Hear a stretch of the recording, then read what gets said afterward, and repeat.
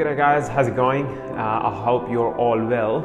In today's video, I'll be touching base with you guys on the topic of migration skills assessment, what is CDR and why you need to write CDR, what are the requirements that you need to fulfill before submitting your migration skills assessment application.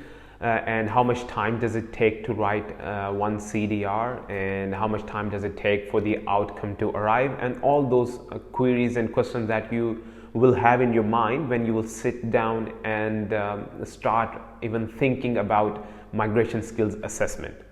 Now, I'll try my best to break down all the information in the best possible way, but trust me, the amount of or the quantity of information is so high that there might be a chance that you may end up getting yourself confused.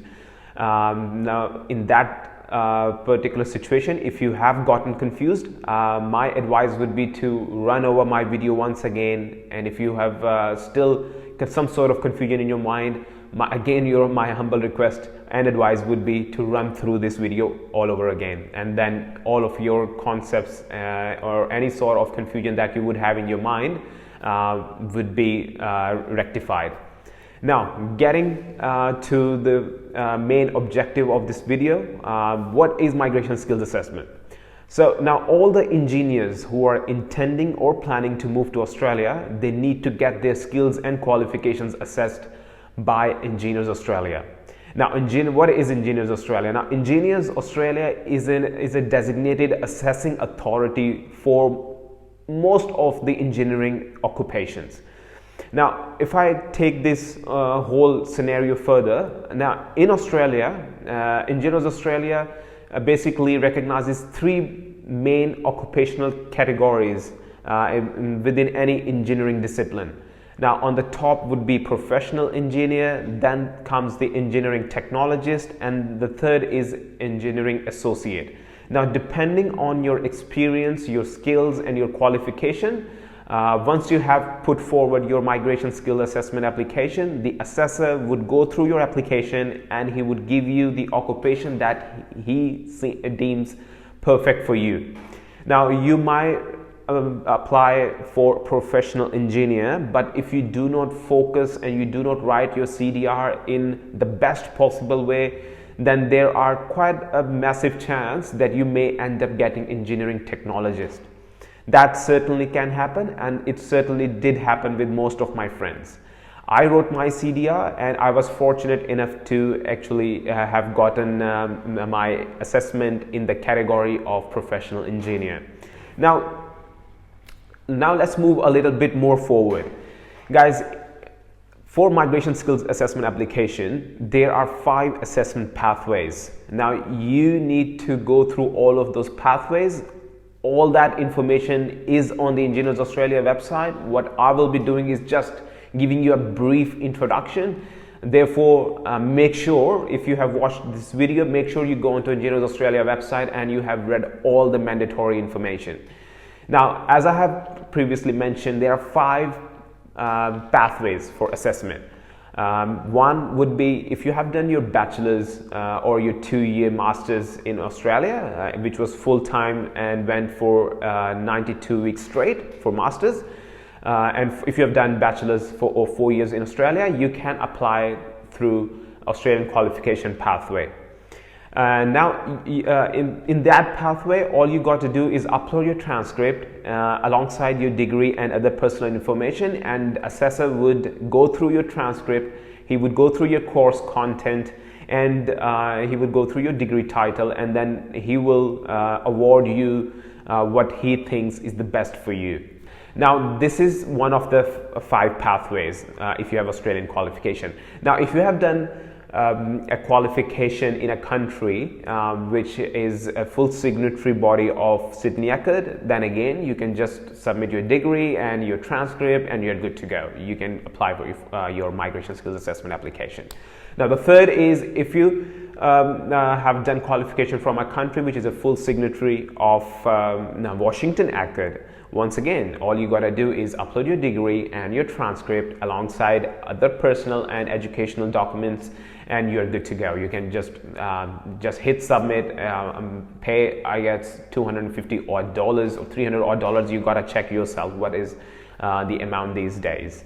The fee structure is these days. So that's pretty simple for Washington ECHED, Sydney ECHED, and qualification if you have done from Australia. Now there is fourth pathway available for the applicants as well. If you have done your education from a country which is a full signatory of Dublin ECHED, then you have again, you can just upload your transcript, your degree alongside other documents, and you can just submit your migration skills assessment application, and you do not have to write CDR.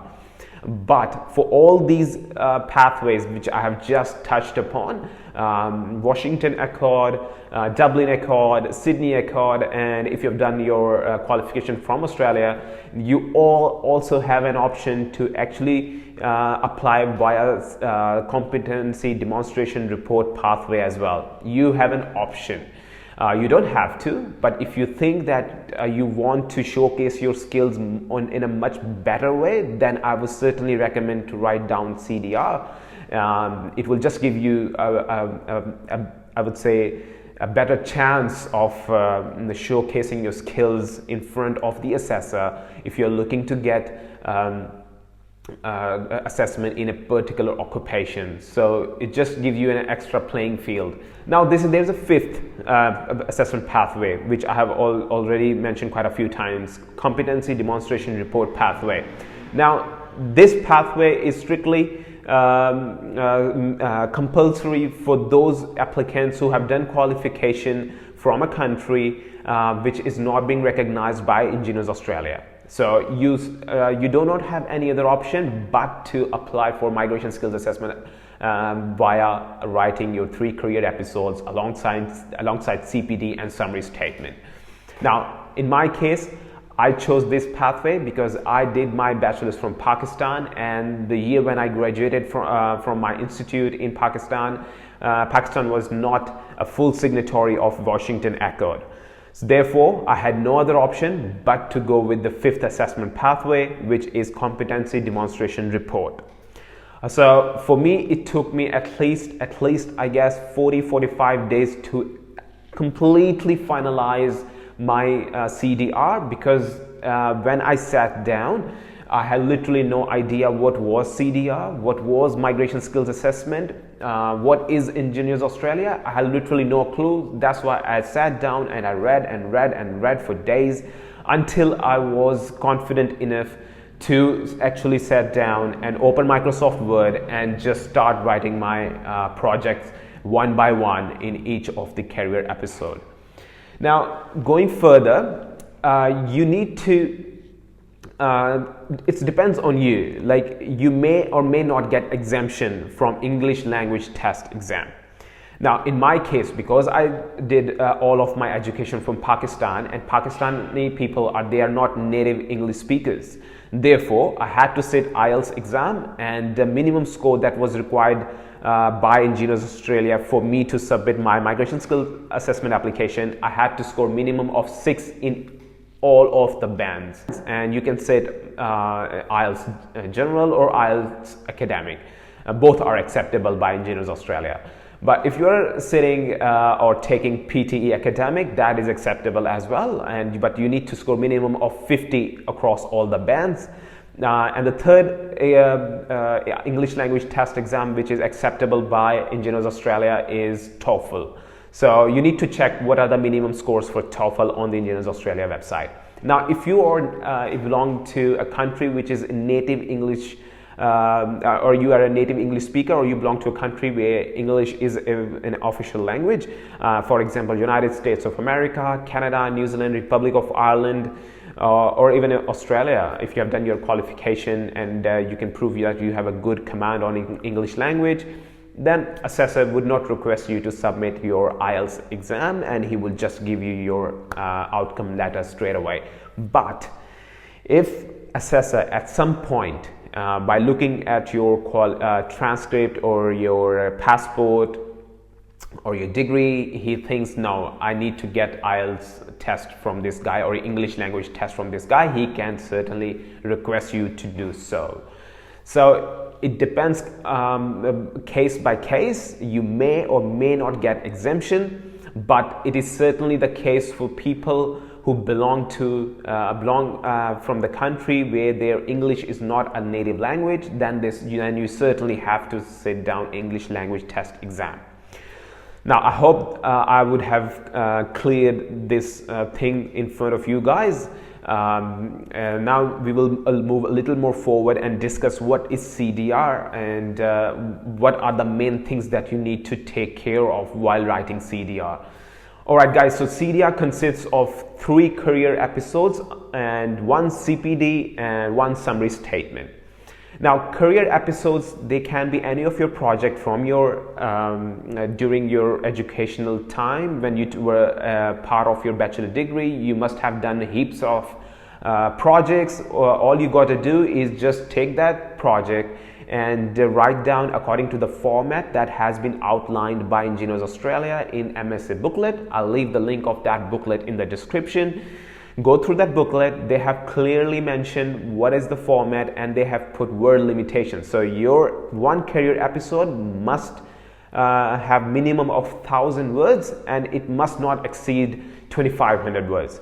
Guys, make sure you are not putting heaps of information in your career episode. It must be full of quality, not much of quantity. You don't have to put all of your MATLAB or C++ codes for an instance in your career episode. All you have to do is just communicate with the assessor and tell assessor what you did, how you did it, and once there was some sort of problem during your project, how you just came up with an idea and solved that problem.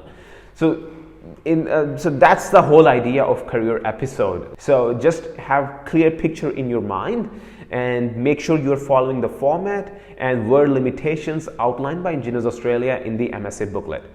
So as I mentioned, you can use your project from your education or bachelor's degree, or you can use your career episode. You can write down your career episode using a project you currently are working on or you are part of. But for that, you need to upload a document as an evidence from which company was it where you were actually involved in that project. It's just an evidence that you need to showcase and communicate to the assessor. So that is something that you need to really take care of. You must include a certificate or some sort of I would say documentary evidence if you are going to use a project that you worked on during your employment. So that's another option you have there. So I will further break down how a career episode is written. So guys, first is introduction, where you would write where you did that project and what was the timeline of that project, what year was it, and that sort of information.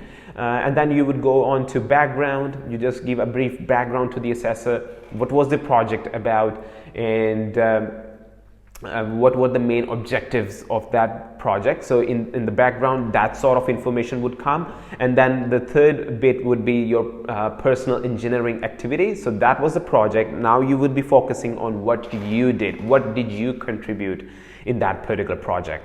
So that is very important. Now that's an area where you are going to showcase your skills in front of the assessor. Make sure you get it right. You follow all the guidelines that has been outlined in the MSA booklet. Alrighty, you guys, once you have written your personal activity, you will move on to summary, and summary is just a brief outline of your whole project. So you just write down and touch bases what you did and just close your career episode. That's how you write it, and make sure you have written 3 career episodes, because that's the amount of career episodes Engineers Australia want from you. Once you have done that, you would move on to CPD. Now CPD is the easiest document of CDR. All you got to do is just outline the short courses or the seminars or webinars you took to keep yourself intact with your discipline, and how you updated your skills as the time progressed once you graduated from the university. So it's pretty easy, to be honest. So once you've written CPD, make sure it's not more than 1 page. That's the condition outlined by Engineers Australia. So you certainly need to abide by that.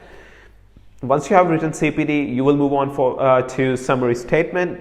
Now, depending on your nominated occupational category, you will select a summary statement. By that I mean, if you're applying for being a professional engineer, so the sample for that is different. If you're going to apply for engineering technologist, the sample for that is different. And if you're applying for engineering associate, the sample for that is different. All of those samples are available on Engineers Australia website. Just download from there, and in front of each I would say requirement or the skills that in the summary statement has been outlined by Engineers Australia, all you got to do is just mention your paragraph number. I'll also share a screenshot somewhere here of a summary statement, and as I mentioned, in front of each skill you need to outline or write down your paragraph number in which you showcase that skill. So guys, make sure you do include this summary statement, because it's an absolute essential part of your CDR. So that's how you write down CDR, guys. I hope you have covered everything that is mandatory for you to know and understand. I wrote down my CDR myself, as I've mentioned earlier, and it did take around 40-45 days for me, because it is absolutely comprehensive report. It does take your mind, and it is quite a daunting process. That's it, guys. I hope I'll share my experience with you guys so that you would take benefit of it, and you would be able to write down your CDR yourself. I'll try to leave as much information in the description as I can. Make sure, guys, one thing is absolute essential and crucial here: do not copy. Do not copy, once again I'm saying, because Engineers Australia follows strict code of ethics, and if they find you guilty of doing plagiarism, you can get a ban of 12, 24 or 36 months, and you will be getting reported to Department of Home Affairs as well. So it's absolutely essential that you write down your CDR yourself, and you're not taking any sort of I would say you're not copying anything from anywhere. To be honest, make sure whatever you're writing is your own words and it's your work. Remember, CDR is all about what you did and how you did it. It's not about what we did. Even if you are using a project where there were more than one members and you worked in a team environment, make sure in the personal activity, whatever you're writing is something that strictly belongs to you, what you did, not what your team did, because assessor is literally not interested in what your team did. All he want to know is what you did and what you have to offer to contribute towards the success of Australia. Alright, you guys, thank you so much for watching the video, and I hope you will be able to get as much benefit as I wanted you to take out of this video, and good luck with your CDR. Thank you so much for watching.